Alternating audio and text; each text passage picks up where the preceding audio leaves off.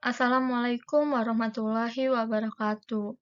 Perkenalkan, nama saya Anggita Rahmania. Saya adalah mahasiswi Universitas Yatsi Madani dengan jurusan Ilmu Komputer dengan nomor induk mahasiswa 23050545 dengan jurusan Ilmu Komputer.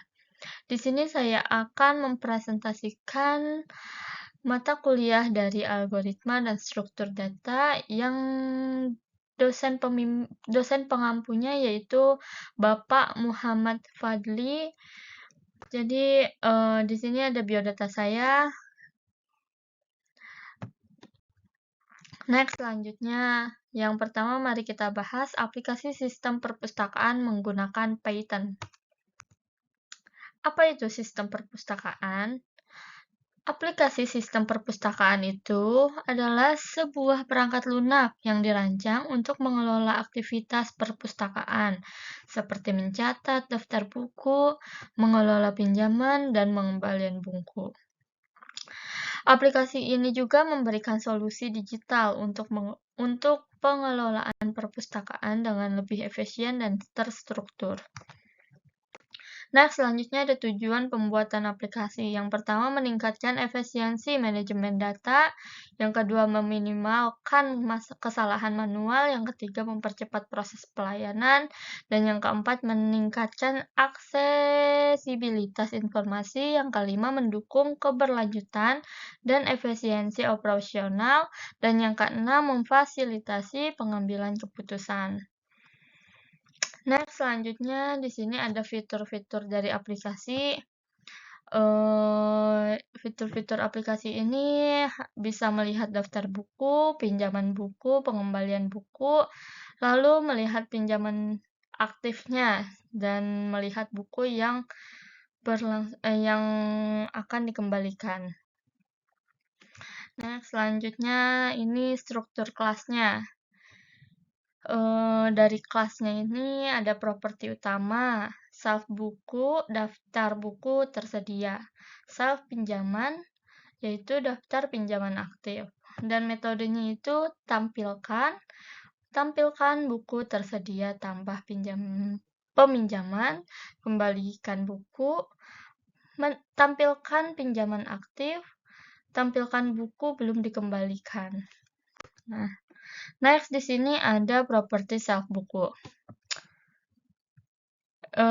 Contohnya di sini daftar bukunya berisi daftar buku yang tersedia di perpustakaan. Contohnya terdaftar Find a Way to My Heart dan Laskar Pelangi. Kodenya itu berisi kode self buku Find a Way to My Heart Laskar Pelangi. Di sini properti self pinjamannya yang pertama berisi daftar peminjaman yang aktif, yang kedua terstruktur data, yang ketiga nama peminjamnya, dan yang keempat buku dipinjam, kelima tanggal pas peminjamannya, dan yang keenam tanggal pengembaliannya, yang ketujuh itu ada status dipinjam atau dikembalikan. Daftar buku yang tersedia. Fungsi yaitu tambah, peminjaman, input, nama peminjam, indeks buku, tanggal peminjaman, dan pengembaliannya. Outputnya menambahkan data ke daftar self peminjaman. Daftar peminjaman aktif yaitu yang pertama fungsinya, tampilkan peminjaman aktif. Menampilkan semua pinjaman dengan status dipinjam. Dan outputnya itu contoh keluaran. Min buku, Find a Way to My Heart.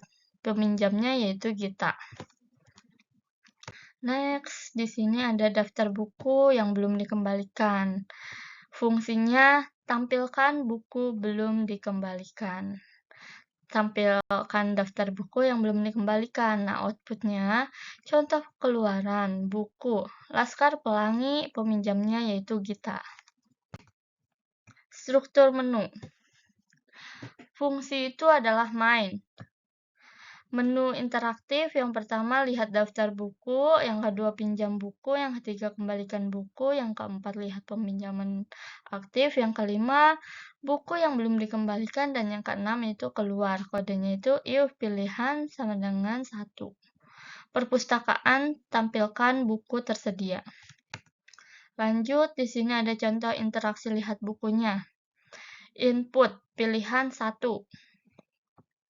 Outputnya daftar buku yang tersedia, Find a Way to My Heart, dan Laskar Pelangi.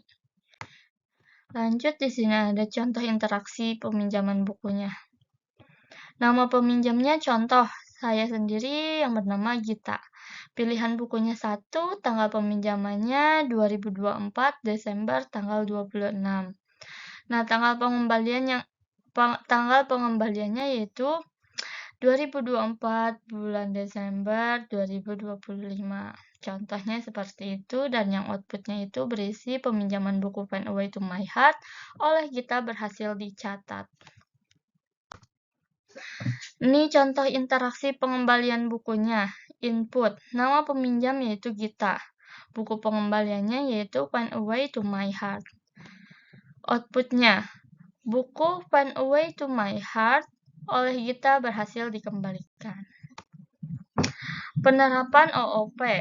Sistem ini menunjukkan encapsulation, menyembunyikan detail implementasi. Abstraction, yaitu penggunaan fungsi untuk interaksi.